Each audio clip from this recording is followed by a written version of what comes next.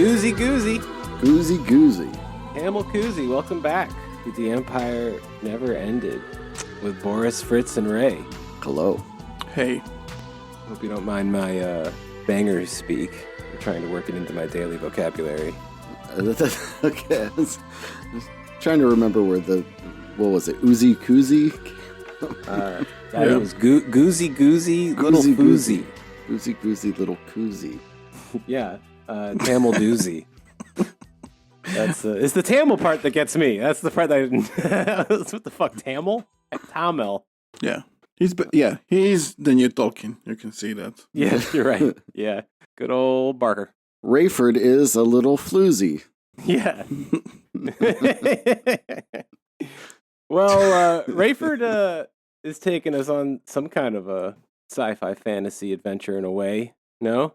Well, more fantasy, I would say. Yeah. It's some interesting lore. I mean, it is good lore for a science fiction fantasy novel for sure. Yeah. Well, continuing with what we did last week or weeks, something like that, with René Ganon's traditionalism. Yeah. So we did one episode in this series about the book written by René Guénon, the French, occultist. He would not like to be called that, but that's what he was, initially at least. Mm-hmm. And then I think he preferred to be called metaphysician or something like this. Okay. Oh, yeah, of course. Yes. His book, The Crisis of the Modern Age or World? I forgot now. Oh, damn it. I don't know, man. You read the book. Yeah. I think it's World. Yeah, I think so as well. Crisis of the Modern World. So we're kind of done with René Guénon for now. I mean, in this series, we're not really, we're not talking so much about the traditionalist school and like the history of it and how it developed and what were the relationships between the people and what they did in their lives and so on. We are analyzing some of their like key texts and how this point of view later developed in something that's pretty well known to us, and that's fascist terrorism. Yeah. Yeah, buddy. Yeah. Tell you what, Renee is going to show up briefly in, I think, our Patreon episode as well. I'm hoping to start our study into the Intermarium shit today, and his name's come up already a couple times. How about that? Yeah, I mean, I'm not surprised. I mean, these people are very influential among all kinds of fascists and reactionaries. And they were especially influential after the Second World War when fascists were, looking for inspiration and people that they were able to cite who were not, Hitler or directly connected to him. God, hard to find a more kind of a bad inspirational fella, though. Yeah, such a beacon. Yeah. So today we're talking about a guy who's, I think, already now kind of well known, called Julius Evola. Oh, yeah. Who was an Italian guy and who considered René Guénon to be his master, let's say, or mentor. Sexy. And yes. So the book that we're talking about is Evola's most well-known book and most influential one, which is called The Revolt Against the Modern World. So that's a direct reference to Guénon's book. I mean, this is probably the most important text that we haven't talked about yet on the show. No, I mean, Revolt Against the Modern World pops up everywhere in post-war fascist groups. It's probably the most cited, or at least text that these assholes like to pretend that they read. Yes. As in, like, they post, I have pictures of some, like, World Church of the Creator guys, like, pretending to read Evola. Even the Sith front, the Sith guys, even they read Evola. It's in some of their Sithy lectures. Or pretended that they read. Or pretended they read Evola, yeah. So, I mean, Evola has a similar kind of, in some way, a similar style of writing, in some sense, to Guénon, although he's, I think, a better writer a bit. But he has the same kind of quasi, like, academic way of writing. It's a very matter of fact. There are many references, many footnotes. Mm-hmm. Mm-hmm. I mean, there is also definitely some like erudition there. He knows stuff. Like he has like strange ways of like looking at the world. Doesn't have much to do with science in the modern sense. But he definitely knows his stuff. Like, and he corresponded with and was in touch and even influenced like influential people in the field of history of religion, anthropology, and so on. For example, he corresponded with Mircea Eliade, and this book specifically was very allegedly influential on Eliade. Eliade himself had a fascist past, but he's universally regarded as one of the foremost authorities on the studies of religion, let's say. Right. So he's not a Yaki. No. Although Evola had a positive view of Yoki's book Imperium. Well, he couldn't have been that. That's smart, never a good sign. Yeah. No. But he thought it, but also a critical one. I think he kind of thought that Yoki is like basically cute or something like that. But like okay. Yeah. But like very superficial or something like that. I think was cute, superficial. Sure. You know what? Yeah. His heart is in the right place. He's just a dum-dum. He was some kind of heartbreaker, right? Probably easy on the eyes. No one goes to him for Yaki. Yeah, with his like with his gold digging. Yeah. Yeah. So Julius Evola was born in 1898 and died in 1974. He's often people often mention him as Baron Julius Evola. Oh. This is, I mean, I think he probably called himself that, and he's a very much flag. He's well, I mean, that's like his whole life is or point of view about every single issue is a total red flag. I mean, he considered himself a reactionary, very openly so, and like an elitist, and he favored the elitist point of view, and the aristocracy is the class that he identified himself with, and kind of despised the lower classes. So he's rich and sensitive. But he wasn't actually. I mean, I guess he was rich, but his origin was not an aristocratic one. I think his father was like in that family coming from the working class, and his mother was, I guess, petty bourgeois. So there was some wealth there, but not of aristocratic kind at all. Sure. And he was not even named Julius Evola. He was named Giulio, and then he later on gave himself the name Julius. Oh, Giulio. He was of Sicilian origin. His parents came from Sicily, but he was born in Rome. And he was not a baron. There was like a family with... he was probably not related to, or maybe very distantly related to, because they even had a different last name. They were not Evola. They were Evoli, who were like some barons in Sicily. So he decided that he's a baron. Okay. Which is pretty ridiculous when we consider how he thought about the whole idea of aristocracy and the caste system and so on. We'll talk about that today. I mean, barons are basically people pretending to be barons too, so... yeah. Yeah. What is nobility, man? It's a purity of form. Yeah, but he what is ironic that he has very precise ideas about what nobility is, and good. And according to him, you cannot really fake it, But okay, so he participated briefly in the First World War, had some duties on the front, but very briefly.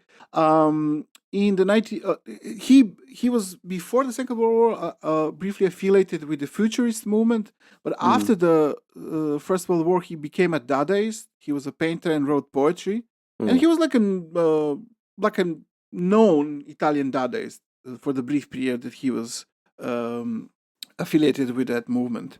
In the 1920s, he also became very much involved into the occult. He was a part of a group that did like things like black magic and so on, and that's where he met a guy who was his kind of first mentor, called Arturo Regini, a Freemason and a Theosophist who influenced him very much.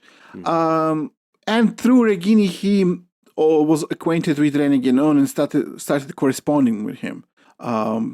And Guénon also regarded Evola highly in their correspondence, and was, but always, Evola considered Guénon his teacher.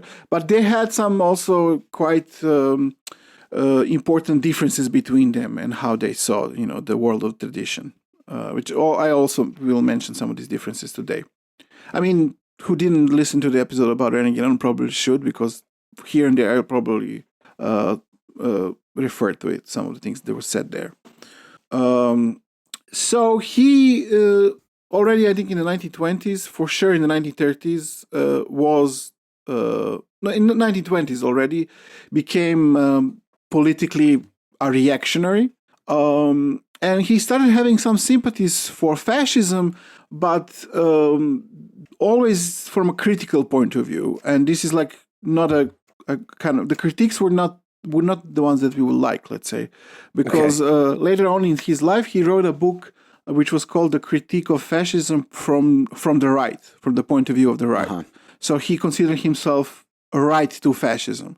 So when he was coming out of kind of the Dadaist art movement at the time, what was he thinking about D'Annunzio, for example? Was that kind of more in his vein? I actually have no idea. I mean, I'm sure he had opinions on D'Annunzio, but I have no idea. Don't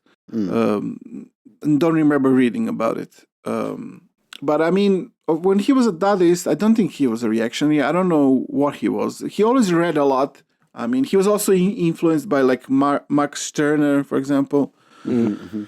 So, but I guess in the 1920s, firmly he was in the right-wing camp and considering himself a reactionary, and already seeing fascism as too much of a left-wing movement, too much of a plebeian movement, let's say. So he didn't like the quasi-socialist aspects, the ones that appeal to the working class and so on. Too much japery. Too much japery, yes. He was, very much like a classical kind of reactionary. Not so much, I mean, you can, of course, describe him as a conservative, but he was not conservative in the sense of, supporting the status quo. He was against the order, let's say. So he was, some of these circles that he was close to in Germany were later described as conservative revolutionaries. So in some sense, that's also a good term to describe his politics as well. He also had some sympathies for National Socialism, although also critical ones. Like he had differences in the way he saw the question of race and racism. He was super racist, by the way. Whoa! But his view was like that he didn't really use the term for himself, I think, and he was especially critical of like the biological foundations of National Socialist views of race. And he himself thought that this is important, but he thought that there is a much more important thing, which is a kind of a spiritual basis for race science.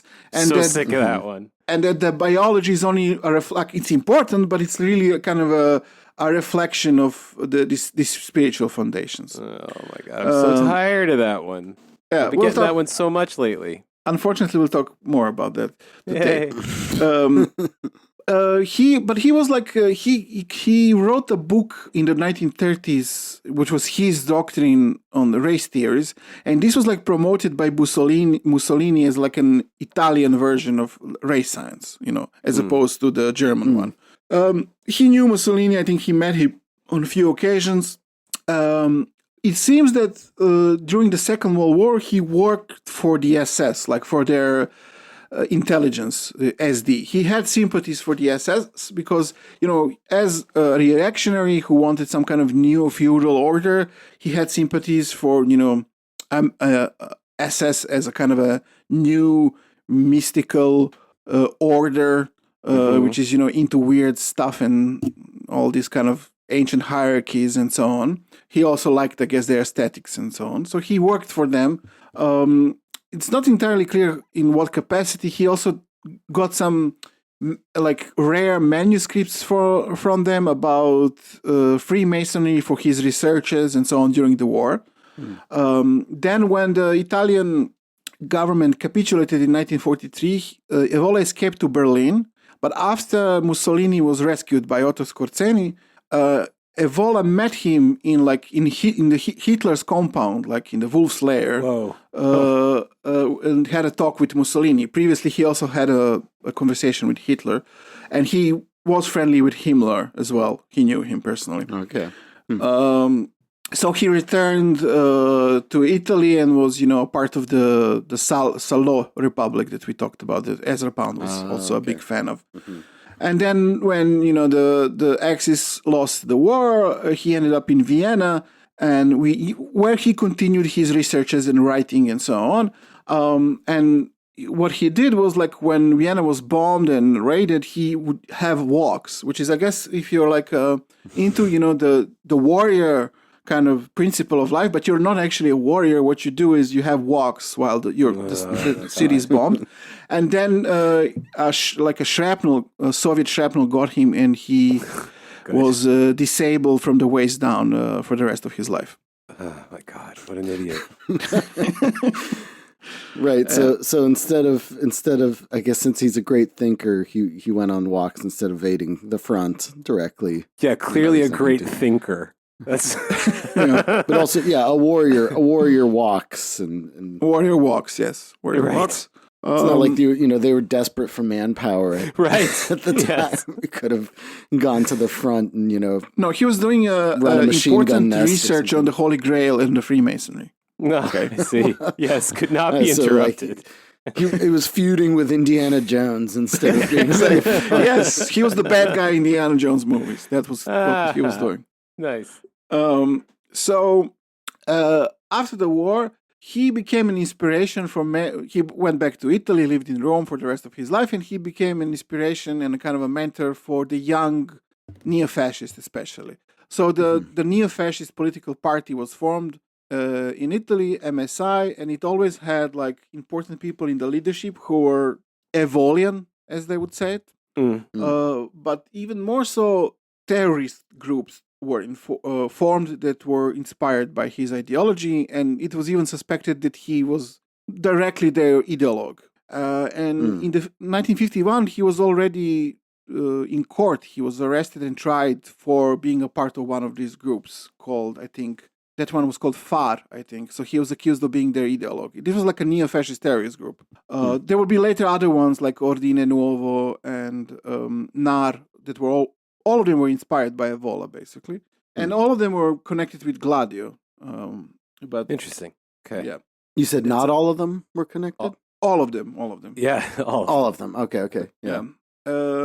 So in 1951, he had this like charge against him, and he defended himself that he cannot be a fascist because that's a left-wing movement and that he's a reactionary and that he can only be characterized maybe as a super fascist, is what he said. And I remember that. So this defense worked, and he was acquitted.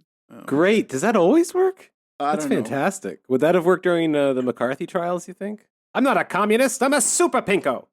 Yeah, I kind of doubt it. Yeah. But he continued this relationship with the young I can see that as being like the De Leonist guys in court. I was going to say, it reminds me of. Am I a communist? I'm a super Marxist. Yes. Stalin is the one who is wrong, and then yes. just going on. Yeah. Joe Magrick See, it all starts outside with Lenin, ripping up right? rails. He went astray, and then our entire movement got thrown off. Yeah. Yes. The Industrial Republic. The difference being that the Leonist leaders were not working for Stalin directly, like Evola did, right?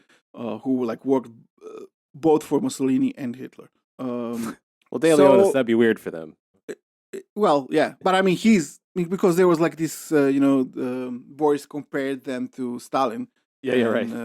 Compared Evola to them in their relationship to the Stalin versus Hitler and so on. And this is kind of how Evola defended himself, but he actually worked for the intelligence of the SS. Yeah, I mean, he was part of Salo, for fuck's sake. Yeah. So he, as I said, he died in 1974, and he had this lifelong relationship with the young neo-fascist and with the terrorists as well. He wrote many books. He started writing and publishing books in the 1920s. They're different subjects, all from the same point of view, but he wrote books like about the Holy Grail, for example. He wrote a book about yoga, a book about Buddhism. Buddhism was very important for him. When he was young, he considered like a suicide seriously, but then he read a Buddhist text and that changed his mind. So, all kinds of stuff there.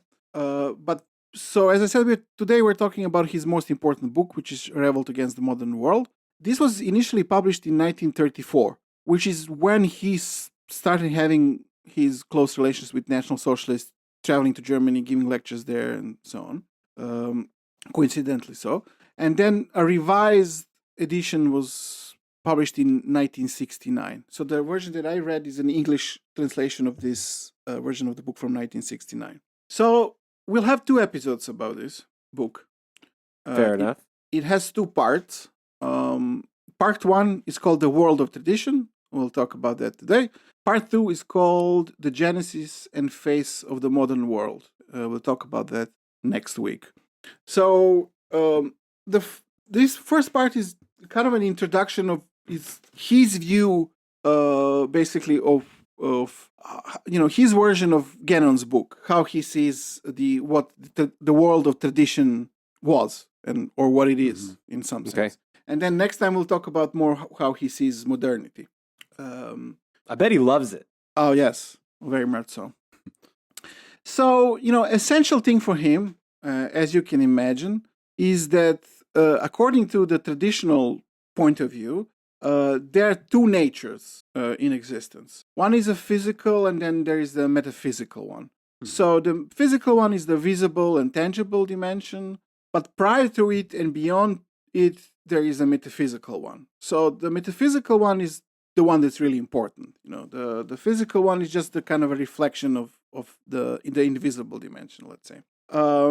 So modern man, unlike the traditional man, through his immediate experiences, regardless of his own views, if they're materialistic or spiritual or kind of beliefs he has, he develops an understanding of reality only in relation to the world of physical bodies. So this is the true nature and the worst aspect of modern materialism. And this is that man's experiences no longer extend to the metaphysical reality, which was the case in the traditional world. Yeah, the ancients were more in touch with the Bovis. Exactly, yes. So he says now what you said, he phrases like this: the experience of traditional. He always says man. It's not only a language kind of convention; it's also because he's super misogynistic, which he will explain himself later on. So the experience of the traditional man used to reach well beyond these limits, the limits of physical reality. And this is also, he says, in the case of some so-called primitive people. It's interesting now he calls them primitive people. Later on, he will use a different term. He will call them savages. So you think like, okay, maybe he has some sympathies for them. Yeah. So he says that the so-called primitive people, he even says so-called, okay? Primitive people. Yeah. Among them, you can still find a faint echo of these powers that rule the traditional society in ancient times. So he compares the so-called primitive people with how the traditional civilizations were. But later on, he will almost say this same sentence, but in a very different way. You will see. So when he's saying traditional civilizations, he's referring to what, like Rome? Well, so he's referring to Reneginon, as you know. I don't know if I guess I'm not going to go into all of that again, but we are talking about Rome. Yes, also they like medieval Europe, both of them. They also like the Chinese Empire, Japanese Empire, and so on. But they're also talking about like prehistoric times when there were civilizations that we don't know about anymore. But tradition or that don't exist at all.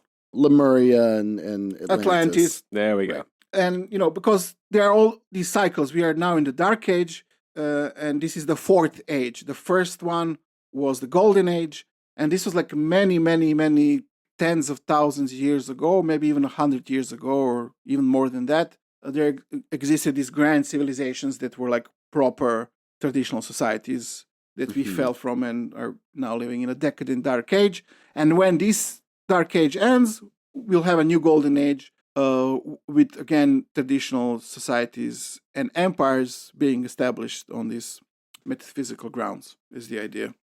But he gives, throughout the book, he gives examples from Rome, from medieval Europe, from China, from Japan, but also from like South American native societies and empires. He likes the Aztecs and so on. Okay. So all of his like points are like illustrated by examples from such societies as he sees them. But also, just to clarify, there's not going to be an extant good society necessarily, right? Like, if there are any good traditional forms left, they're just survivals from a dying or a dead age. Well, seems so, yes. This is especially something that he'll make a point on in some of the books that he wrote after this. And we'll talk about that in one of the next episodes. But I think he had more hope for, or at least, unlike Guénon, he identified more with the kind of the aristocratic class, as I said, and with the principle of the warrior. So he was not ready to give up, even if the struggle was futile, let's say. So he, was supporting the good elements of what he saw in, the good elements. I mean, what he thought were the good elements of fascism and so on. And had some hope that this will lead to some kind of a restructuring of a European empire and so on. Let me just see. So, what was essential in traditional societies was their supernatural or non-human origin and dimension. And this is what constituted the essence of anything good in them and the whole hierarchy that they consisted out of. And this is what is lost in modern society. So the same goes for, the authority in a traditional sense was based in this reality. So this reality that I kind of described, according to Evola, was just something that was known by people in traditional societies. It was not a theory for them, it was an obvious reality for them. And everything in such societies was based on this belief that there is this metaphysical reality which, is reflected in the physical world. So people accepted the God King, right? Because that was the natural order. Because he was an actual god, according to Evola. Right. So he was, okay. Yeah. So, according to tradition, every authority is fraudulent, every law is unjust and barbarous, every institution is vain and ephemeral, unless they are ordained to the superior principle of being, and unless they are derived from above. So, this is interesting now because he says that, fuck all states and cops and whatever, if they are not based in this idea of tradition, What was his impression of Catholicism then? He doesn't like it. Because it sounds so much like the Tradcast shit. Well, you will see. I will get to that. He doesn't like it. Unlike Guénon, he doesn't like it. So this is interesting here because he doesn't say the line of some Christian is that every authority, however bad it is, comes from God and that you should obey it. He says that almost no authority is legitimate anymore. And this is important, not so much for this book, but later on when we'll talk about the books that he wrote in the 60s. This is interesting because some of the followers that he had, the young Italian neo-fascist terrorists, did call themselves the anarchists of the right. So they, I think adopted this position that he had and were against the state and authority, but not from an anti-authoritarian perspective, but exactly from the opposite, from like a super authoritarian perspective. Great. We have authoritarian anarchists now. Perfect. Yeah, well, they were calling themselves, right-wing anarchists. So, like, whatever that means, it means that, like, modern states are not legitimate, they are decadent, and therefore should not be obeyed until we have a traditional empire and the caste system. Right. Which is, of course, them. They are the ones that are ordained to take over. Well, yes, especially Evola, whose like father was a worker, and I think mom was like owned some land, but from like some like shop owner family or something like that.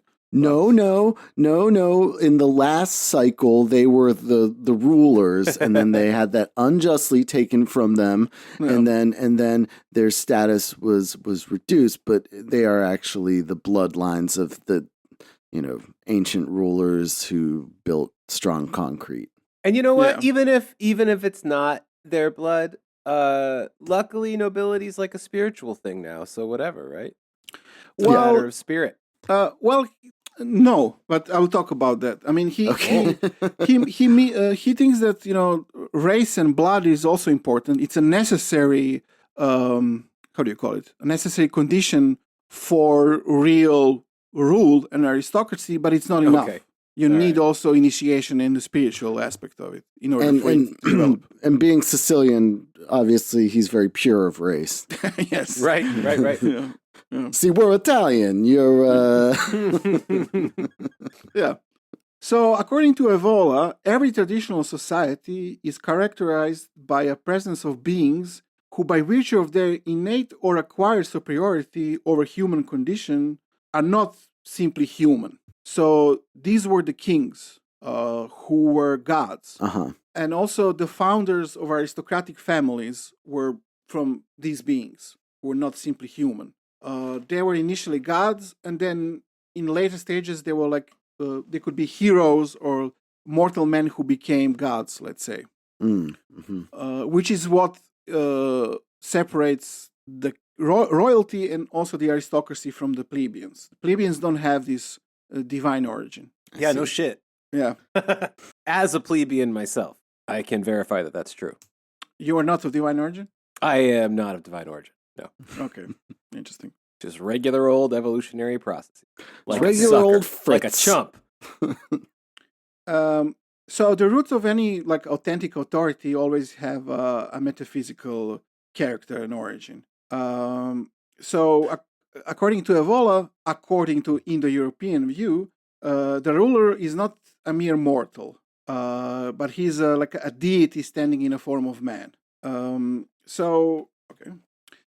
Also, this figure of the king was important for the traditional order, and this is, I think, where he kind of differs from Guénon. Well, he said, if you remember, we talked about how, although even Guénon was a Muslim convert, he very much appreciated the Catholic Church and thought that they're the last kind of traditional institution in the West, and how things started going in a wrong way when the aristocracy refused the primacy of the priests.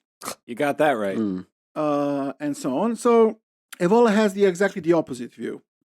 He thinks that the king is important also for a traditional society because he is the synthesis of the functions of the two of the highest classes. So he represents the warrior principle of the aristocratic class, but also the priestly function of the priestly class. The true king, the god king, the high king, the hero, he's also at the same time the priest. And he originally, as the Roman emperors were, he is the Pontifex Maximus, not the Pope. He's the bridge maker between the two worlds. Yeah, but when I don't know, popes were also political leaders. Yeah, he thinks that this is an usurpation of the Catholic Church, and this is when things started to go in a bad way. So exactly the opposite of Guénon. It's not the aristocracy that did something bad by refusing to bow down to the priest. It's the other way around. Okay. It's the church trying to impose their power on the emperor. In this case, concretely, the Holy Roman emperors. Imagine being a guy in the 20th goddamn century and this being the question that you're occupying your time with. Well, he's not in the 20th century. He doesn't exist. He's looking time from beyond time, okay? He's talking about long processes that last for hundreds of thousands of years, okay? Yeah. He's very invested in this lore. Fritz, your feeble plebeian mind doesn't understand time in this way. Okay. Only I had divine heritage. You think he's talking about centuries. He's talking about millennia here. Get on his level, dog. My little monkey brain can't handle it. Yeah. So, every legitimate king, by the way, should be capable of manifesting in specific, concrete, and almost experimental ways the signs of his supernatural nature or origin. So he's for real about this. Like, he expects magic. He expects magic, and he says that if the king doesn't do that, or if he is morally corrupt, then it's legitimate to depose of him, because this is a sign that he's not a true god or hero anymore. Or he's not a witch. No. So there was even legitimate instances of killing a king in traditional societies. I can't imagine a legitimate instance of not doing that. Yeah. Well, for him, this is a very hard thing to say, but he has to say that tradition gives us examples of kings going against the world of tradition, and they had to be deposed, even in the most brutal way. Yes. See, I mean, we've been on the record as a pro-regicide podcast, but we also have to say sometimes, I mean, it's usually okay, but there are wrong reasons to commit. Yeah. There are wrong reasons to commit regicide. But Evola would be kind of. Is that the title of this episode? Evola probably would be pretty indifferent to the kings that we discussed who were assassinated. I think he didn't think of them as legitimate kings. I don't know actually about what he thought about Habsburgs. I'm not sure. They were the Holy Roman emperors for some time, but I don't know. Maybe he liked them. So he also mentions a couple of times Melchizedek, as who he calls the mysterious figure of Melchizedek. And this is very important for him, because Melchizedek was the king of Salem. And I don't know, Fritz, if you know anything about him. I think this is... No. This is Bible stuff, no? I don't know. It's just one name. It's Melchizedek. I don't know. Melchizedek. Yeah. Oh, there he is. So, king of Salem, okay? So, he is one of many representatives of this function of the universal king, king of justice, who is also a priest. So, for Evola, he is important because he says that tradition upholds the superiority of Melchizedek's royal priesthood over Abraham's. And so, for this reason, this idea of Melchizedek and his regal religion was present in an enigmatic medieval allegory about the three rings. So this is something that he connects with the story of Ghibellines and Guelphs, the royal families, I think in 12th century Italy, who were a part of the Holy Roman Empire. So the Ghibellines were the ones who were on the side of the Holy Roman Emperor against the Pope, and the Guelphs were on the side of the Pope. So, Evola very much identifies with the Ghibellines. And he said that they had this idea of the Melchizedek and this allegory of the three rings. What this allegory says is that it declared that neither Christians nor Islam knew any longer which is the true religion. And it kind of implies that the true religion is this regal, royal religion of Melchizedek, which is not Christianity. It's something else. And that this religion was upheld by the Ghibellines often, he says, I guess in secret or somehow, I don't know. Mm-hmm. So this is how somehow he's not also, he's able to be against the Catholic Church and not be a Christian, but somehow say that he's rooted in Western tradition, let's say. Because according to the Epistle of the Hebrews, apparently, now that I typed it into Google, Jesus, maybe you heard of him, is identified as high priest forever in the order of Melchizedek. And so Jesus assumes the mantle of Melchizedek's high priesthood, apparently. I didn't know about any of this shit. I don't know what was his view of Jesus exactly, but I guess traditionally Jesus is in the Abraham line, no? I guess. Maybe he was just he was too hip to the pores. Evola, probably, Yes. He was weak. Yeah. I prefer Messiah who don't get crucified. He didn't take long walks in Vienna while I was getting pounded by Katyushas. No, not true warrior like that. So this king of justice, this figure, like Melchizedek and the others, he's also the primordial legislator. He institutes the castes, which is very important, assigns the offices, establishes rights. So he establishes the whole ethical and sacred system. that regulates individual and collective life. Everything starts with this figure of the holy god, king, or emperor, let's say. So for traditional men, it was absurd to talk about obedience to the law if the law had only a human origin. This is why up to and also including the Middle Ages, rebellion against the authority and imperial law was considered as a serious crime as religious heresy. In fact, it was a kind of a heresy.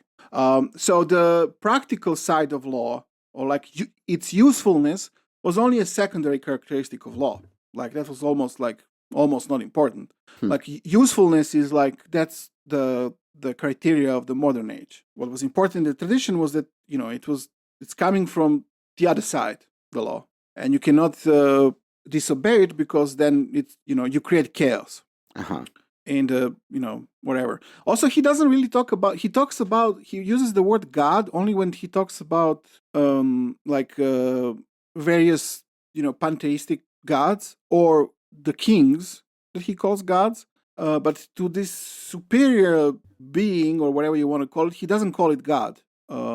He doesn't even call it a being. He calls it the supernatural. I see. Interesting. Okay. Interesting choice. Yeah. Yeah. So just to clarify, unlike modern society, in more traditionally oriented societies, people believed that if there was no law, there would be chaos. Yes, but which chaos today a foreign concept for me. No, but especially conservatives today. Exactly, but chaos, like a deeper, like not so social chaos, like in the Jordan Peterson sense. Yes, Petersonian exactly. chaos. He's very much against chaos, like the Jordan feminine. Peterson. Yes, and he does equate it with women. Yes. There we go. But yeah, basically that's exactly true what you say. But he always says, no, that's not the essence. It's not like, for example, that there was a panic about social chaos. Or like, okay, there would be social chaos, but social chaos is only a reflection of a spiritual chaos, okay? Mm-hmm. So it's but for all us plebes who are cut off from the spiritual world, it doesn't really matter to us, does it? Bring it. Well, plebeian, no, you're wrong, Fritz, because often true. In traditional society, everyone knew its place and everyone had dignity. Oh, right. Everyone had dignity in doing what they were supposed to do. Yeah, and all those like multiple peasant uprisings every year of the fucking feudal period was a party. It was a party they were throwing for feudalism. That's an unfortunate thing, I guess. But in an actual traditional society that functions, one that definitely isn't some sort of like little sci-fi fantasy of his. Yes, yeah. Well, tradition tells us that everyone has their own dignity and is fine, and this truth is obvious to everyone. Like everyone just sees it and it's totally obvious. Okay, that's how it is, and that's good. But listen to this. This is kind of. He says things that Jordan Peterson doesn't have the guts to say. Probably even to himself. Probably, although he 100% thinks that in some subconscious way or something like that. But so he says. Evola says, the main principle upon which the differentiation between people and the hierarchy of the traditional caste was built was spiritual, and thus was developed an authentic system of participations as well as progressive stages of a conquest and a victory of the cosmos over chaos. That's very him. Yeah, yes. That is. So you have caste, and this is how you defeat chaos. And he says that the caste system is the way to defeat chaos. Yeah, we haven't really gotten there yet with the old Peterson, but we're on our way. Yeah. So all forms of traditional organizations, he uses this term traditional organizations, hide an inner core or a higher principle, which is actualized whenever the traditional organization reaches the heights of an idea of the empire. Mm-hmm. So there is an esoteric core to all traditional empires, and this is why, even though different historical contexts exist and ethnic and so on, why traditional empires were so much alike. And he's able to use, different examples from Aztecs to Persia to Japan to illustrate the points that he's making. Because the ancients were all linked through a series of pyramid tunnels, pyramids, and energy centers that. I mean, ley lines. Yeah. This is how. Okay, this is what the story kind of evokes. This kind of stuff. He doesn't say that, but kind of sounds like that. Yes. Yeah. Or but just by being able, because they had proper hierarchy. So they had god kings who were also priests, and they had the priestly class. So they were able to communicate with the supernatural, which is the same. So I guess, and that's it. This is the basis of the society. So all of the societies had the same core to them because they were based on the same thing. I see. Yeah. Okay. Yeah. So the king, by divine right, was the center of the traditional states, and there were two elements which allowed individuals to partake of the transcendent influence emanating from the sovereign. So these two ways were right and faithfulness, or fides. So this is why the rites are so important. A rite was the original cement binding together traditional organizations, whether large or small. Anything from like the empire itself to like a guild or something like that in a particular city. So conducting rites was above all the prerogative of the king, but in the second place also of the aristocrats and the priestly class, of the magistrates, but finally also of the paters, or the paterfamilias, the heads of aristocratic households. They were also able to do rites. I'm talking about RITE. Yeah, right. Yeah. So the performance of rites and sacrifices were imperative because a ritual that was neglected or performed by an unqualified person could cause misfortune to the individual or the whole collective, because it was able to unleash very powerful, energies. So in the traditional world, every action that an individual or collective could take was connected with a determined ritual element that was also that acted as its support, but also was the guiding element from above. So according to the traditional man, the physical plane merely contains effects. Nothing takes place in this world that did not originally first take place in the other world. It's all a hologram, dude. Yes. We're a spiritual hologram. Exactly. It's pretty groovy. So the performance of the rite is also considered one of the fundamental principles in the hierarchical differentiation of the people. And generally speaking, is associated with every authority within the state, be that the emperor or the head of a family. Which is, that's also like, for example, I think when we talked about, I don't know if actually we mentioned this, but when we talked about, for example, Serbian clerofascism and the Bishop Nikolai Velimirovic, he himself and his fans always were saying about this hierarchy of society and correct values. And this is like this hierarchical triad of God, king, and head of a household. That is like three figures that basically do the same function. And this is like exactly what Evola is saying. A head of a family is basically like a small king. And that's kind of the Mormon perspective as well, right? In that they fuse it all together. The head of the house is also a priest, kind of. No? I guess that's a question for Fritz. What the fuck does that mean? I don't know. Never mind. Mormon.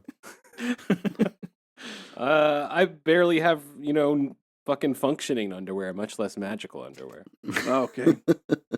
But about these men things. in Mormon society are the spiritual heads of the family as well. So they function as kind of that's a like god king of the family. This is like a standard patriarchal idea, I would say. Right. Talk about daddy issues. Yes. So, he kind of reiterates how the heads of the patrician families were also of this otherworldly origin, and that their aristocratic legacy is not merely like a biological legacy or a legacy of racial purity, although that's also important. And, as I said, the thing is that plebeians, they don't have divine origin. This is the bottom line. I know.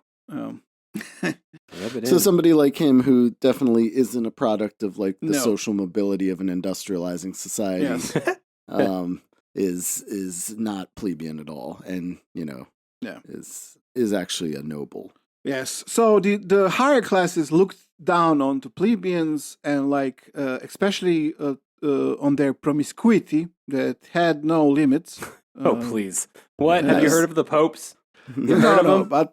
but promiscuity of the plebeians means that there's so many of them, and it's scary. Oh. I guess. Oh, okay. I see.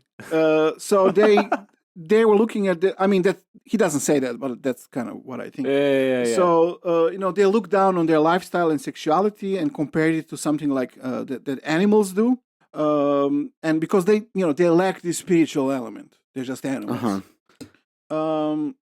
This dude definitely had an active sex life, you can tell. He actually did, apparently. Yes. Oh, okay. Even when he was like disabled. Word. Nice. Yeah. He had fans, and I think But he would lecture on the spiritual aspect about what they were about to do, and there was some weird guy ritualized form who interviewed him, and I think before he died, and said how Evola had like tantric sex sessions. Okay. With like some pretty young person, some girl, who was like a follower of his. And I think in that text explicitly it said that she's a right-wing anarchist or something like that. Ugh. So they were doing that tantric stuff. And this was like when he was very old and disabled. Okay. So, yeah. Maybe it wasn't I was wrong tantric about though. Maybe old man. maybe it wasn't tantric. It was just before Viagra. It just took for fucking ever, I mean, He's he an was old man. disabled from the waist down, so...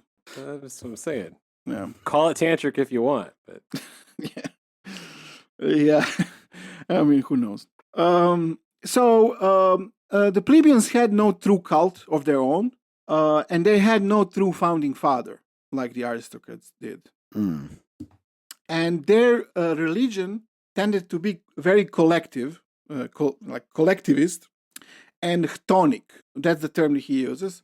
Chthonic meaning of the earth, because he has this kind of dichotomy of things that he likes and dislikes.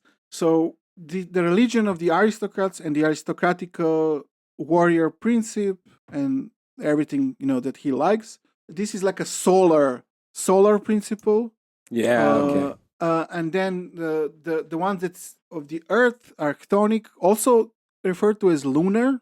And they are equated with the earth, the nature, and also the feminine. Right. So he's very much into the masculine, warrior, solar, cold stuff. That's what he likes. Yeah, cold like the sun. Exactly. Yes. We'll get back to the cold. Chthonic has some like is there blood and snow involved in some way? There we go. I bet he would be into it. I mean, there's a lot of blood. Yeah, I mean, like the symbols of the sun. Yeah, that's all. That's all about footprints in the snow. And also, what's interesting, about this, the opposite of what he likes, this thing that's like a feminine, and it's also like collectivist and egalitarian. So, yeah, I mean, sure. what he dislikes, the thing kind of sounds pretty cool, I would say. Yeah.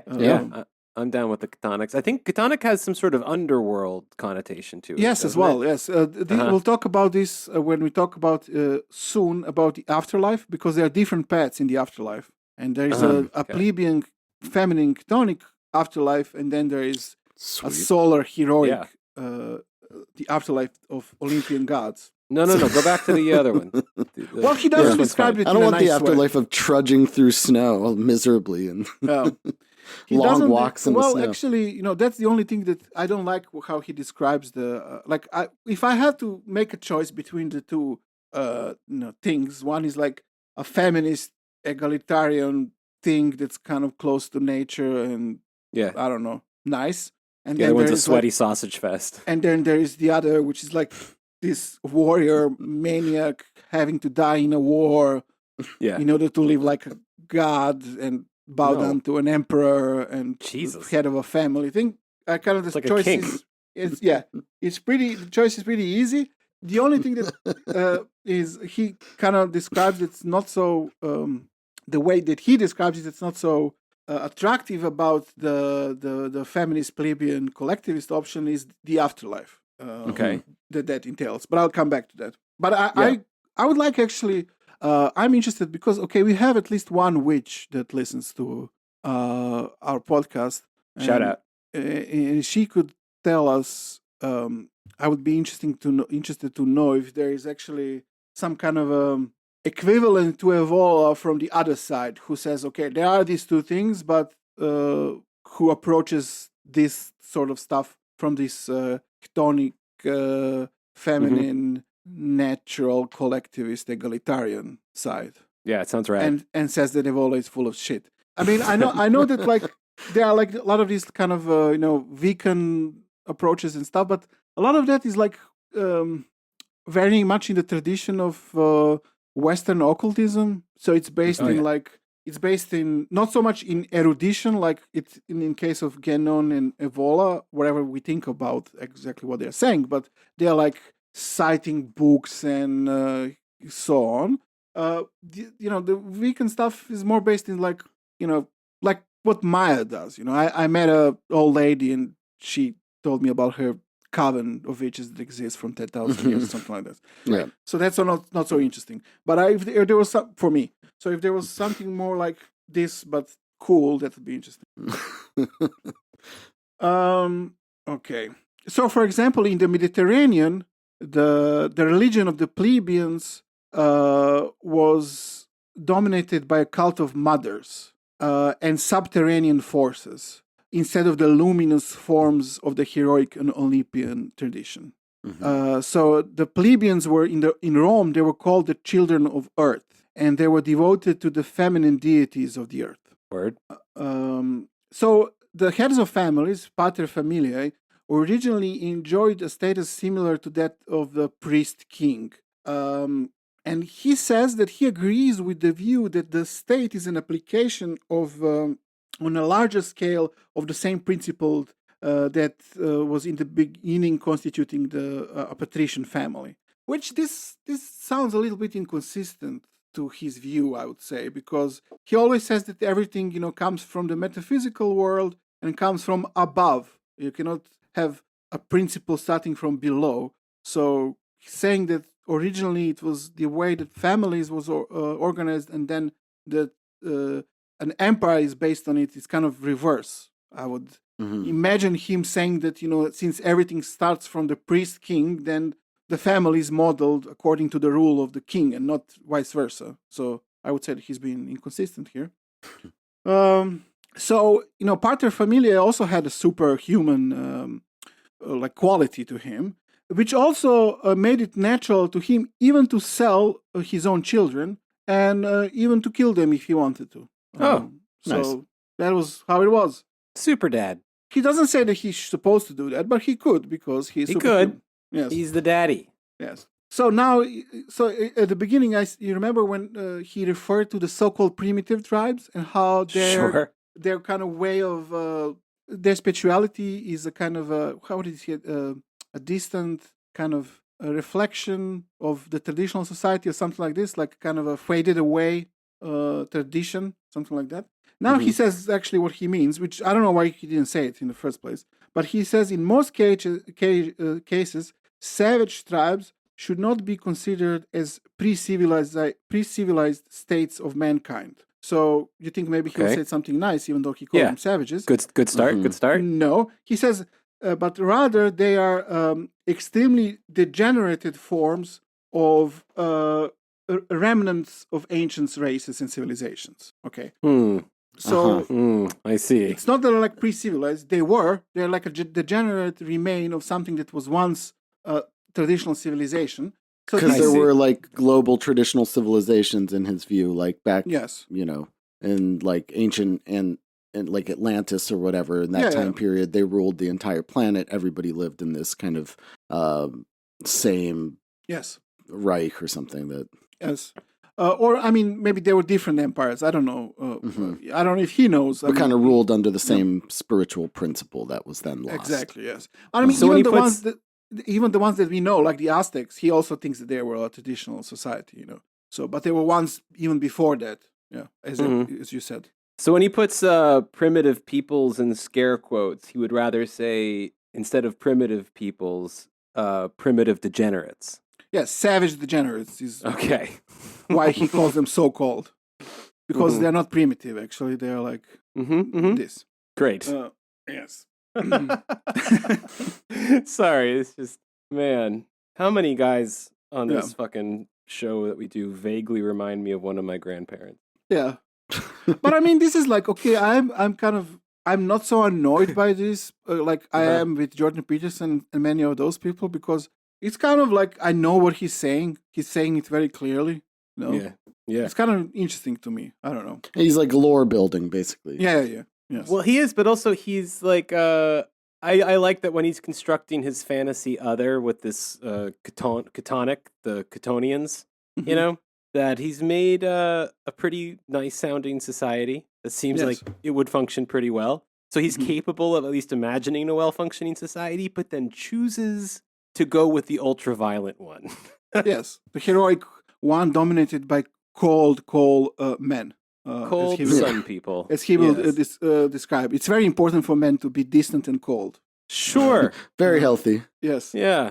He will explain it in metaphysical terms. So these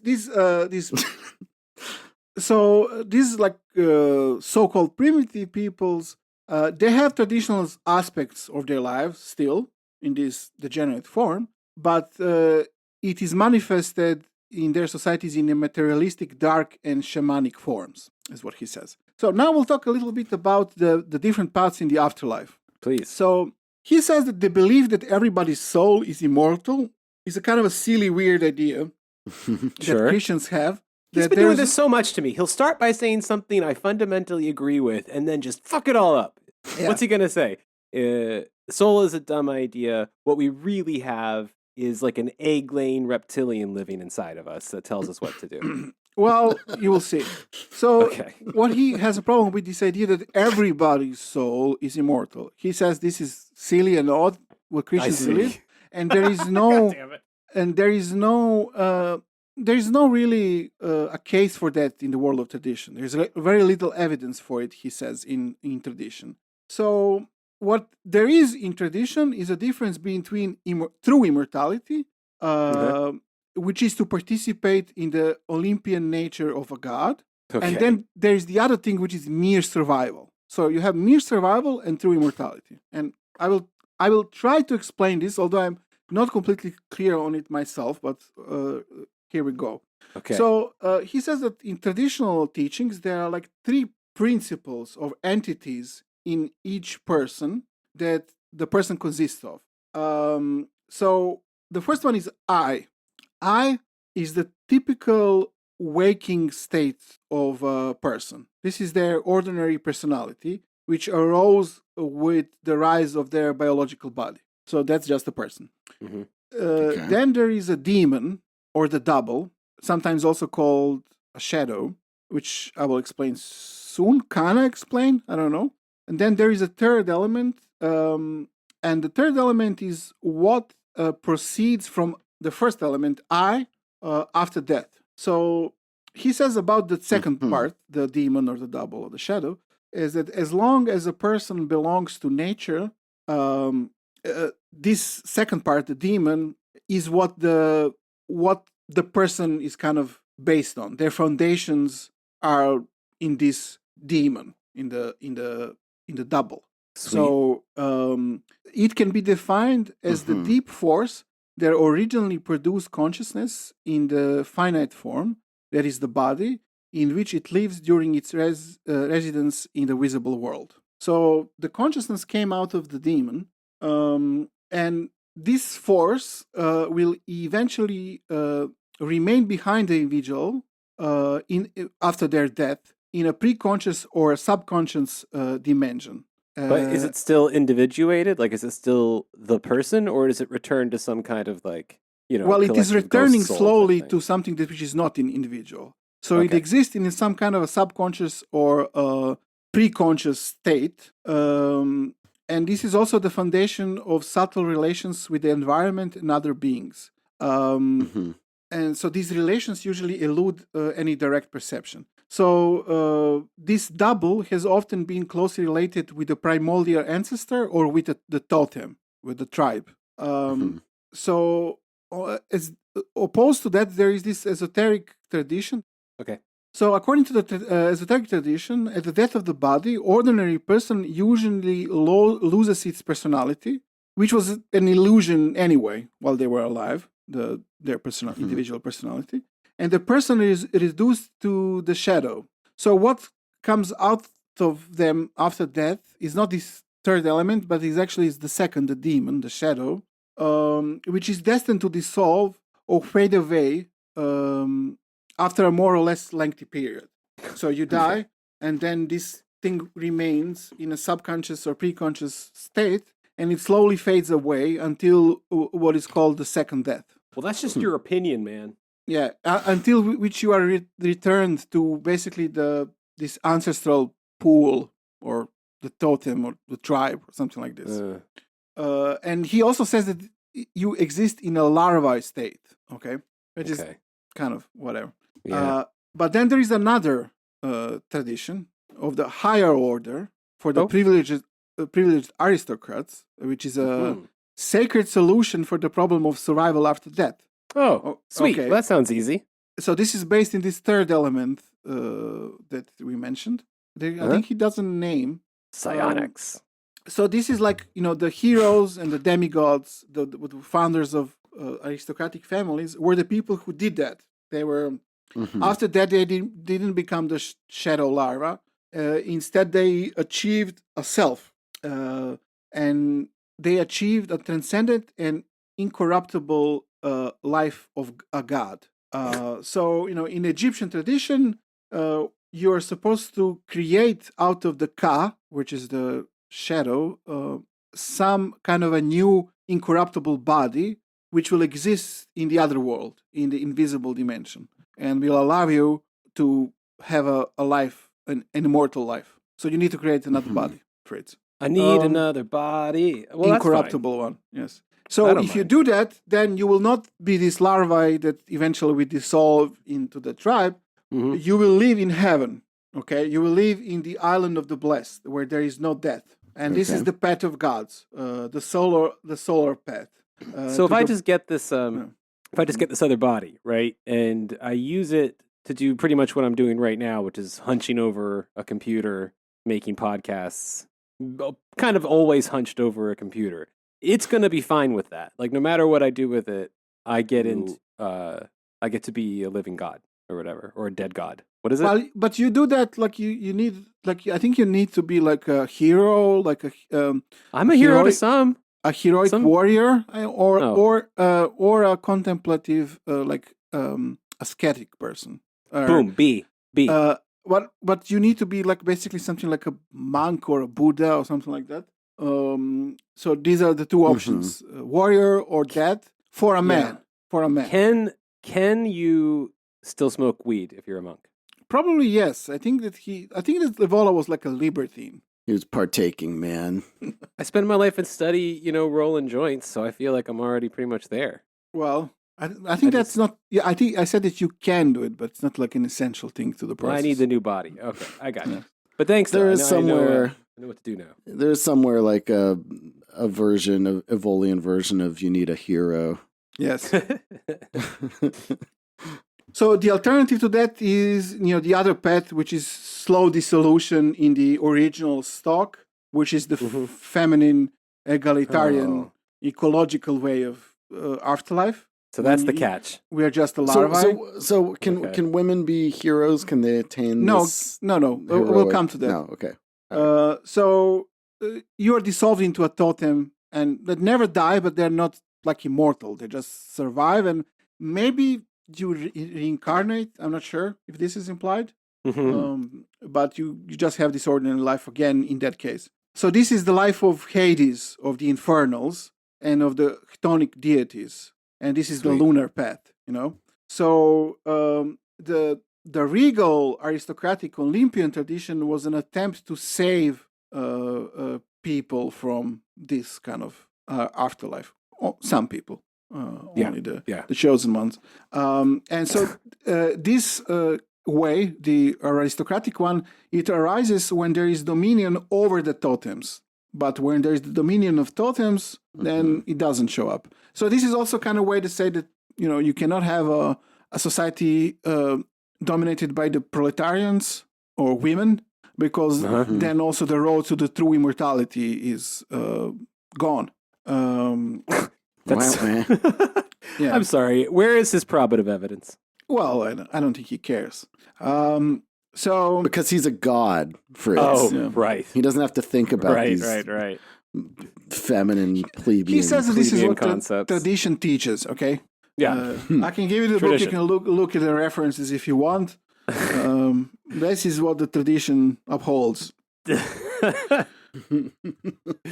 Well, it sounds great. The other way, the Larbai way, is also called the way of the mother, by the way. Oh my god. What the fuck? Get over it, dude. Yeah. Go to a therapist. So the corruption of morals is not the cause of the fall of civilization. He doesn't really like this. He's very much into Nietzsche, and he agrees with him that like this obsession with morality sucks and just kind of annoying. He says also mixing of blood is also not the cause. Race mixing is not the cause of the fall of civilization, although it's very important. He's not a complete idiot. Yes. Well, hold on. Let him finish, Boris. Let him finish. Yeah. He's Okay. done this I before. mean, you know what it is. It's very I'm gonna obvious. regret saying that. No. I'm basically. I mean, he's basically saying the one thing now for quite a long time. So every true civilization has a divine origin, and if it's separated from this inner essence of itself, which is a spiritual civilization, this inner aspect, then it falls. So the blood race that a civilization consists of is based in this spiritual race of divine origin, divine starting point. If you lose touch with it, then your civilization will fall, even if you maintain blood purity.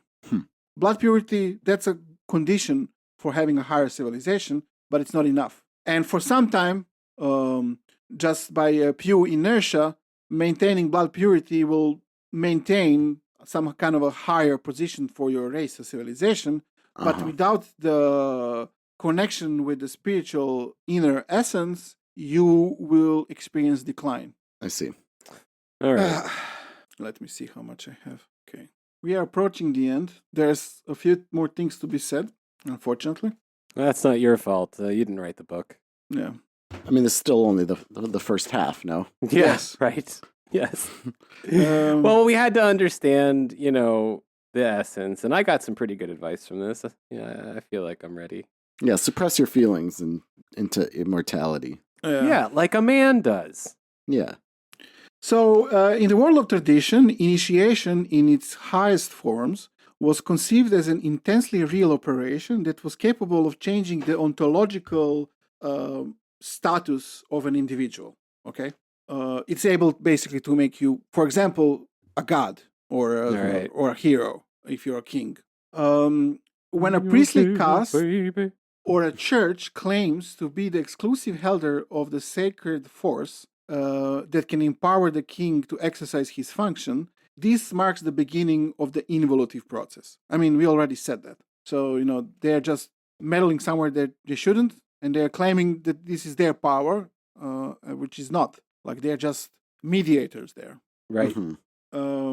So, in the beginning, there was a race of gods who were kings. Then there was a race of demigods and heroes who were kings. Then only mortal men became kings, and they were able to become kings by going through a ritual of a consecration, after which they were not just merely men, but this kind of, I guess, demigods, I don't know, kings, something like that. But this also enables the priestly class at some point, because only through the ritual consecration does a warrior become a king, or not merely a man. And there is this mediator there in the form of a priest. then this enabled the priestly class at some point to, claim that they have authority over the kings and aristocracy. And this is the beginning of the fall. And not only that it's the beginning of a fall, Evola says this is a full-blown heresy and that it's a totally subversive of traditional truths. And he illustrates that by that fucking Pope calling himself Pontifex Maximus, which is not his title. And he's very pissed off because of this. What a fun dude. Yeah. So, but he also said he's not for totalitarianism, for example. So he says that in a typical Aryan civilization, in an empire, there was long periods of time in which there was a remarkable degree of pluralism. And this is actually what characterizes a traditional empire. There is a real unity and authentic authority, but there's also pluralism and autonomy of different groups. So abolishing autonomy of groups and controlling everything in society and imposing common will on various ethnic and other groups, this is the end of authentic imperial power, according to Evola. And society is no longer an organism, which he wants. He wants an organic society, but it becomes a mechanism. And on the basis of this, he rejects the totalitarian concept of a state. But what does pluralism mean to him there, then? You know what it means? It means the Holy Roman Empire.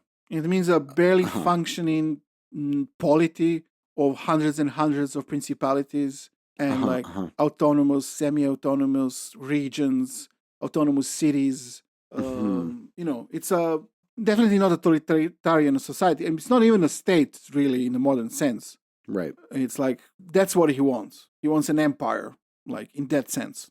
Okay.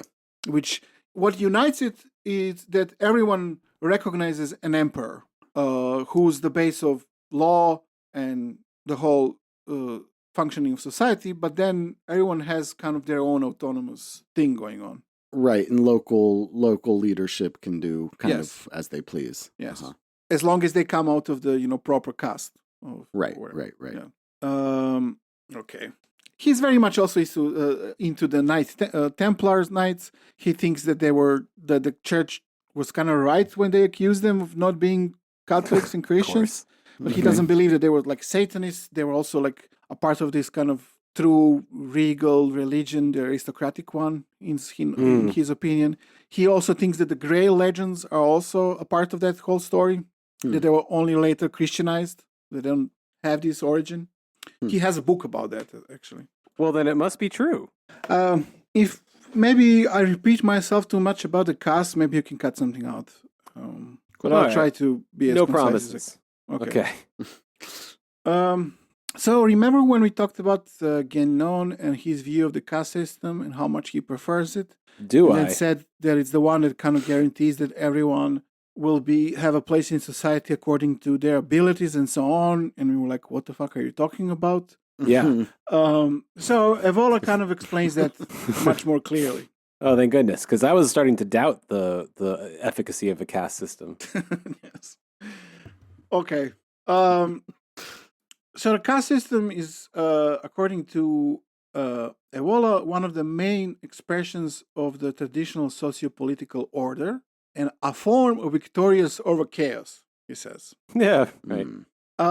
So what he says is that the correspondence of the fundamental natural possibilities of a single individual to any of the functions that an individual can occupy in society determines his or her belonging to the corresponding caste. Okay? You got that? Mm-hmm. Got that. I'm with you. Okay. Yes. So by doing your, duties towards the caste, you are developing your own nature, is what the claim here is. So, well, that's a relief because I thought I was just doing my boss's bidding. No. Oh, this is well, much you better. are, because you're not. This is a chaotic society, and there are no castes anymore. So your boss has no legitimate authority. Okay. Well, true. But in the true caste system, you'd know your place, and you'd also work on yourself. And that would be your true position according to your nature. Okay, in a society. So by acknowledging his own nature, traditional man knew his own place. These were natural, agreeable institutions based on something that everybody regarded as obvious, and not on violence, oppression, or what in modern terms is referred to as social injustice. Boo. Okay. Lame. There was historically no concept of social injustice. No. Well, maybe there was, but not in modern terms. For them, it would be something else, I guess, he would say. Traditional man considered everything visible and worldly as the mere effects and causes of a higher order. So belonging to a specific caste was not regarded as pure chance. It was determined by karma, okay? Which implies the idea of a pre-existence of causes and principles that human beings are heirs. Which implies the idea of pre-existence of causes and principles. It is the idea that human beings are heirs of karma, as he says. So it can be said, therefore, that birth does not determine nature, but that nature determines birth. Okay? Yes. Wait, it is said? It can be said. Okay, Evola so says. we are saying this. Well, Evola is saying this. Yeah. That I'm not nature saying you're saying it, but I'm determines got my birth. doubts. Yes. Nature determines birth. Nature determines birth. And not But vice versa. Okay? So you're not in the caste of whatever, I don't know. You're not a peasant Plebeian, because please. Use my word for it. You were born in the peasant class. Because that sounds like it would make sense. You are born in that class because you are a peasant by your nature. Okay. So I essentially chose to be a peasant. You didn't choose anything. Oh. You are a fucking peasant. And this is why you are a peasant. Okay? It hurts my feelings when you say it that way. I don't think you choose anything. I don't think this is the idea. I think it's like that's your nature.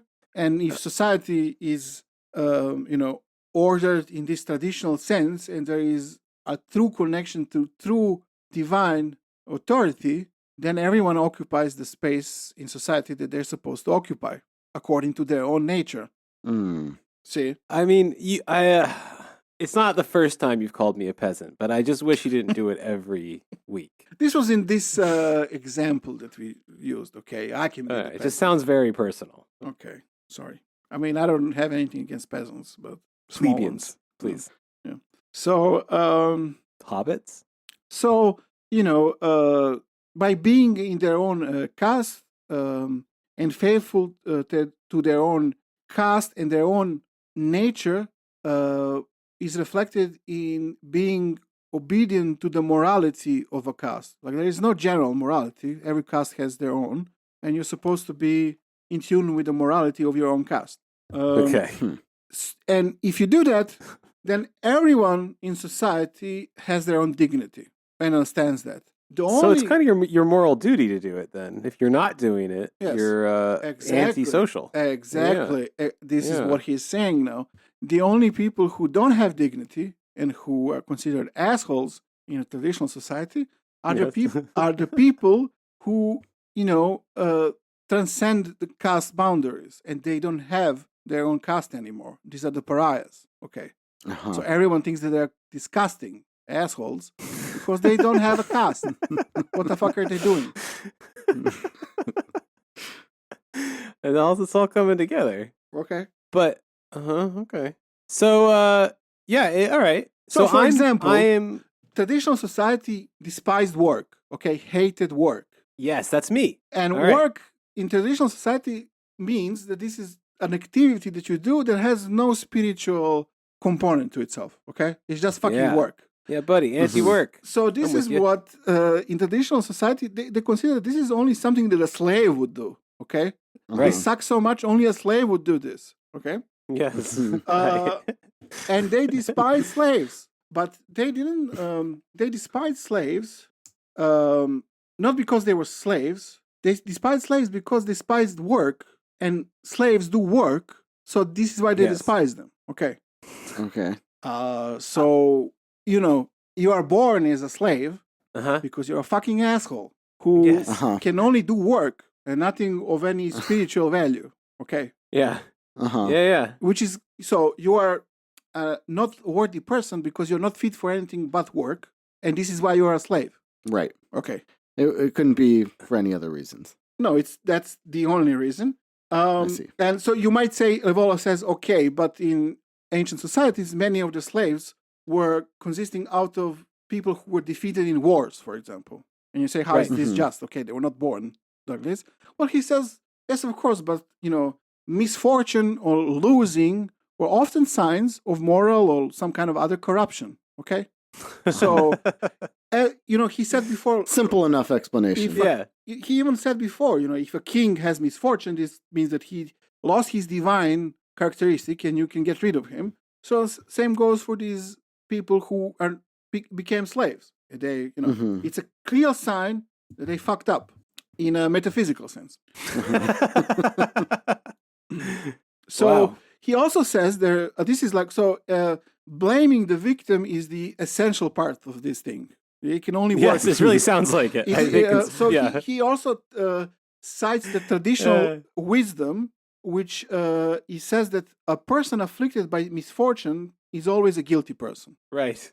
Okay. Great. So this is a traditional wisdom that the whole thing is based on. But man, what a glorious society he wants to return to. Yes, but he also says so he has a critique for now what you said. He says all of these modern types say, "Oh, how savage, how cruel." But that's me. I just said that. But he said there was never more slaves than there were in the modern society, like up to the 19th century. There was an enormous amount of slaves, much more than in traditional societies. And he says this is truly an atrocity. This is horrific. It has nothing. Interesting.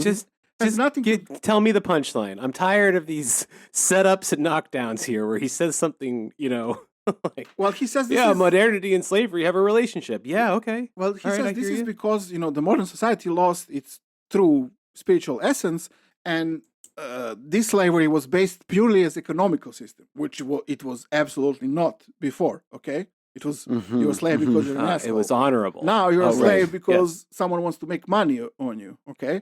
So this is why you have such a proliferation of slaves. Sorry, not because your owner hated work and therefore hated you. Well, maybe he hated work, but maybe he wasn't. I don't know. Maybe he wasn't.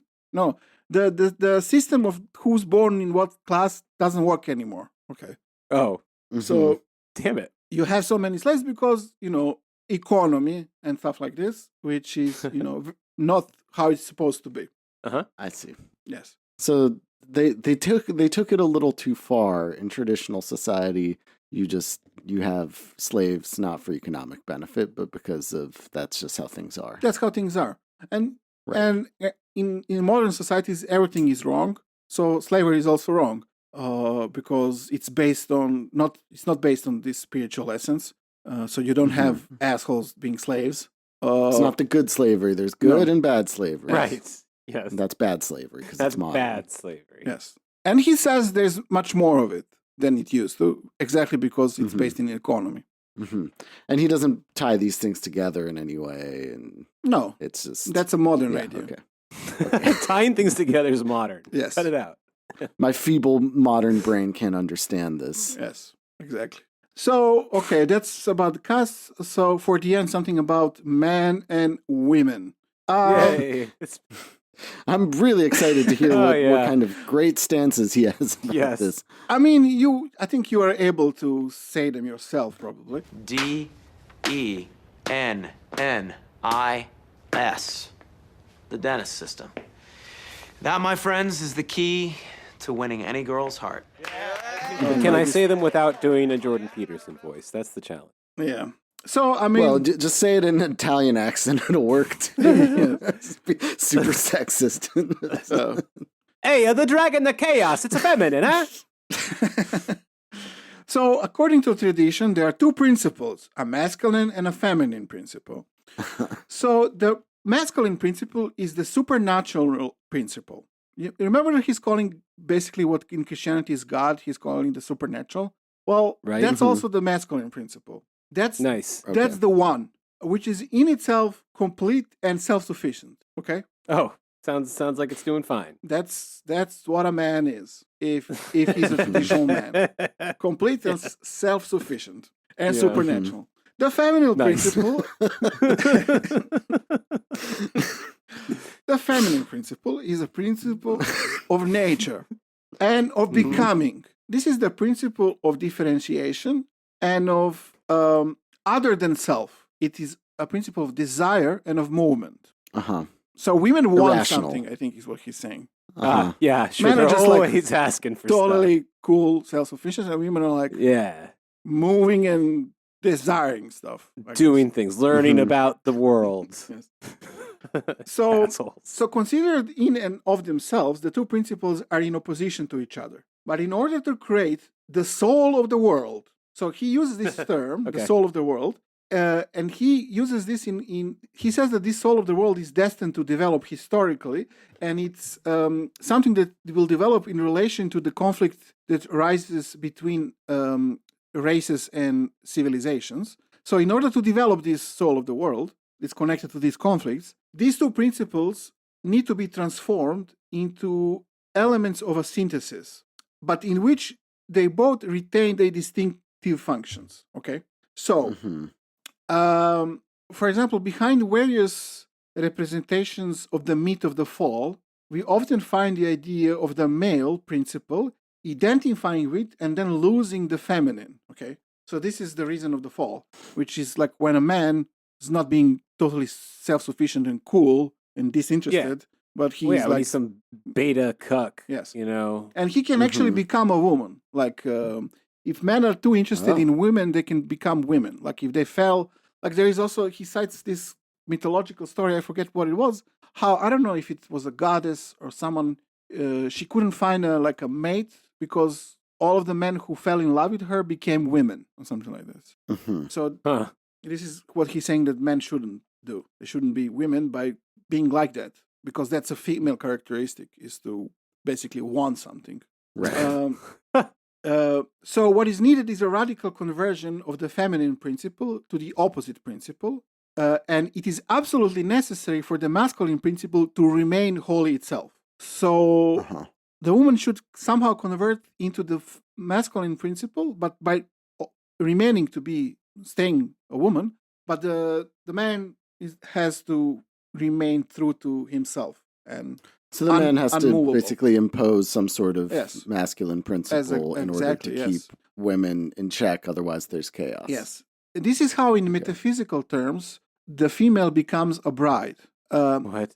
Also, she's then the power, which is instrumental in generating force that receives the primordial principle of the immobile male's activity and form. Okay. What? So, if birth is not a matter of chance, it is also not a coincidence that a being awakens in a body of a man or a woman. Okay, you're basically a man or a woman before you are born, because you're spiritually a man or a woman. Okay. So the physical differences are just equivalents of a spiritual difference. So both must realize themselves as man or as a woman. There cannot be any mixing of those two things. And they have distinctive paths to follow. So the paths for a male are the paths of a warrior. I think we mentioned this already. Sweaty warrior. And of the ascetic. Cold So these represent the two fundamental types of a man. So you can either affirm yourself in through pure action as a warrior. You are affirming yourself in a life which is beyond life in such a way. Or you can do that by total or pure detachment as an ascetic. So either committing through pure action or to pure detachment. That's the way for a man. Okay? Okay. So corresponding to that, the two options for men, there are two options for women, how they can affirm themselves in a traditional sense. And that is, surprisingly, either to be a lover or to be a mother. No. Yes. I thought for sure it was going to be a warrior and a leader of some kind. No, it's a lover or a mother. So what is essential for a woman is that she should totally give herself and basically exist entirely for another being, like a husband or her lover. And then he says, or in the case of a mother, a son. He doesn't even mention a son. He doesn't even mention a possibility of a daughter or something like that. Right. So if she has a daughter, the daughter should be ignored, I guess, and she should totally give herself to the son. So he says that a woman's participation in sacred orders and in society in general, in traditional society, was only through a man.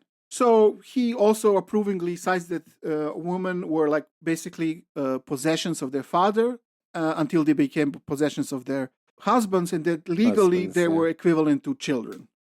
I'm guessing Evola didn't have kids, no? No.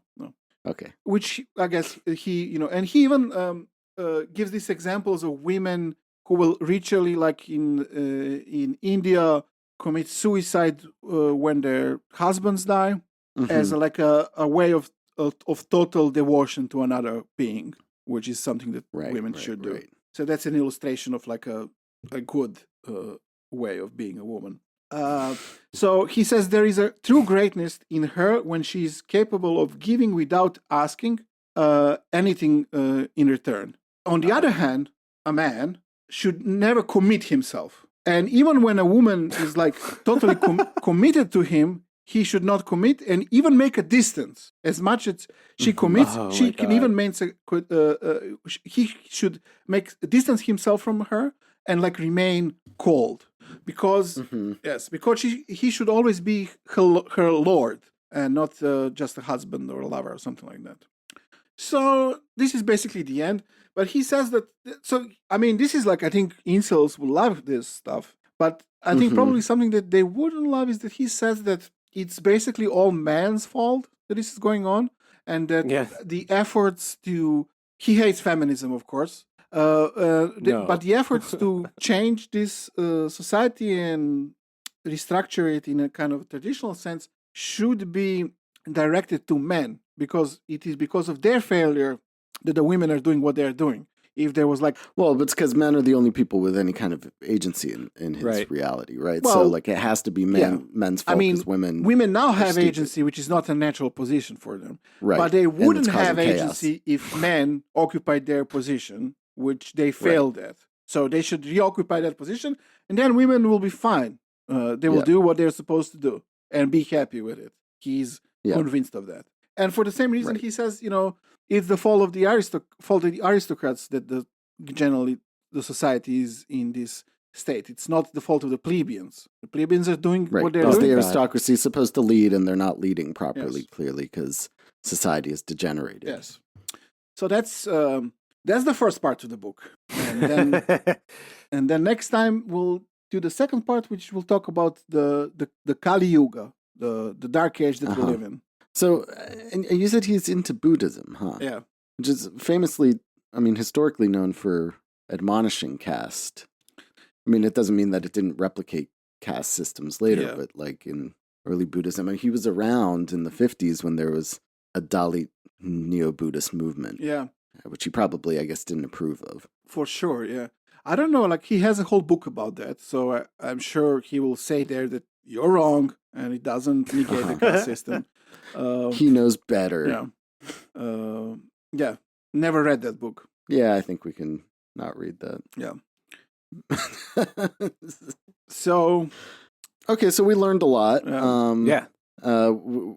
know that back in the day when there were, the world was united by traditional civilization and thought men were men. Women knew their place, and everybody was super happy with their positions that they were born into. Only assholes were slaves.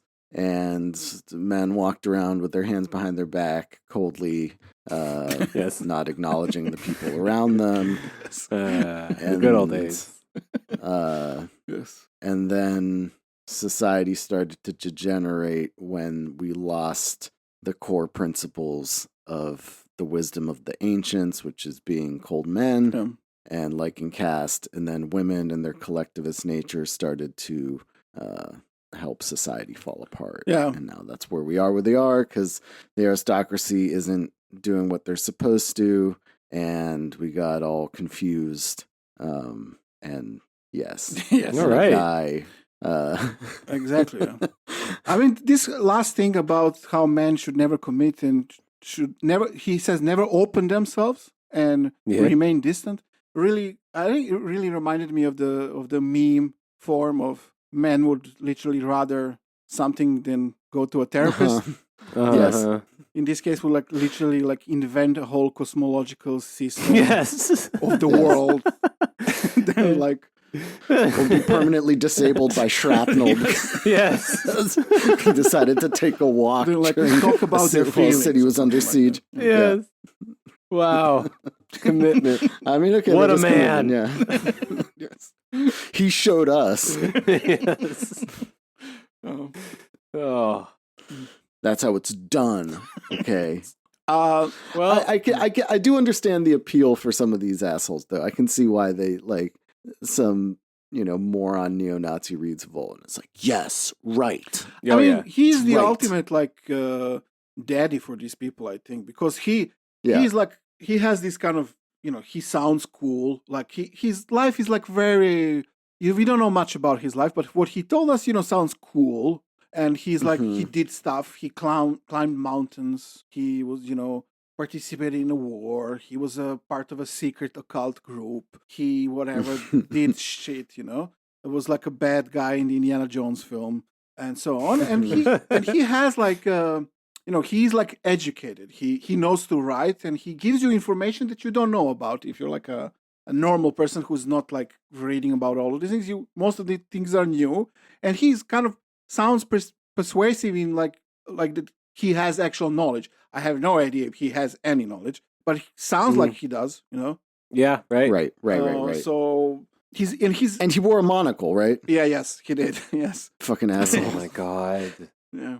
Well, this was interesting, I have to say. I hate him as a person more than I even thought I would. Yeah. Which is something. Because I wasn't expecting much out of a guy, Yeah. He's super annoying, yeah. I like some of the lore. I like the Catonic Society.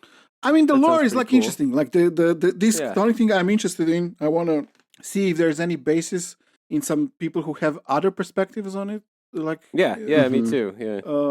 And yeah, it would be like good lore for a fantasy like world. Yeah, I love it. I would totally where be down everything with the Catonic Society destroying the Apollonian exactly. one or whatever. Yeah, I mean, I want to play that. Everything that Evola talks about in that world be like the basis of the society of evil wizards or something like that. Like, yes, yes, which is way cooler. Yeah. All right, so I guess we have part 2 to look forward to next week, huh? Yeah, nice. And there's gonna be maybe some room for some more discussion on this. Hopefully on the Patreon episode this week. We'll see how that goes. But there's a lot of themes here that sound familiar to. Oh yeah, I mean this is the last discussions of Evola for sure. I mean he comes up over and over again. You can't look at any like post-war fascist without some basis in Evola. And I can see why. Pretty fascist. He's super fascist. Super fascist. Yeah. He said it in court and it worked. Yes, he is. Yeah. He is a super Nazi. Yeah. What do you say? Super fascist or super Nazi? Super fascist. Yeah. All right. Well, super. All right, guys. Well, then we'll continue with this super story from this super fella, super daddy. Yeah. Next time. Yep.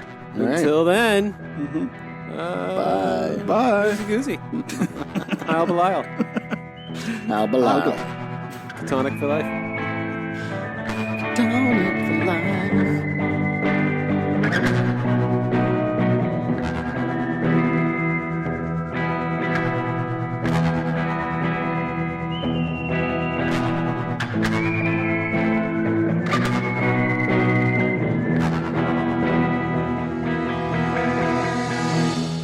Hey there, Fritz here from The Empire Never Ended.